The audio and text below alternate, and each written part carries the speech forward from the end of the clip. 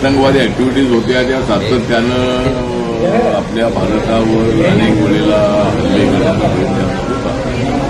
मध्यंतरी बलगाव या ठिकाणी टुरिस्टवरती हल्ला केला आणि त्याच्यामध्ये 28 टुरिस्ट यांचे प्राण घेतले आणि माननीय नरेंद्र मोदीजी अत्यंत गंभीर झाले होते. आणि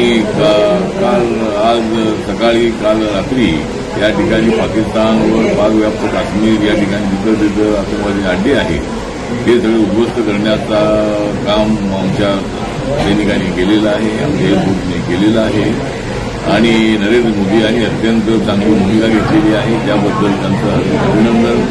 आणि पाकड्यांना धडा शिकवणं अत्यंत आवश्यक होतं, तो त्यांना धडा शिकवलेला आहे. आणि अजूनही पाकडे जर अशा पद्धतीनं वाकडे वागत असतील, पाकडे नेहमीच वागतात वाकडे, म्हणून त्यांना सबक शिकवणं अत्यंत आवश्यक होतं, ते त्यांना सबक शिकवलेली आहे.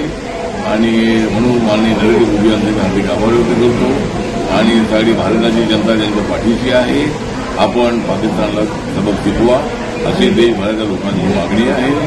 आणि माझी तर मागणी ही आहे की पाकव्याप्त काश्मीर ताब्यामध्ये घेण्याचा प्रयत्न होणं अत्यंत आवश्यक आहे आणि तो नक्की माननीय नरेंद्र मोदीजी घेतील असं मला बोलून विश्वास आहे.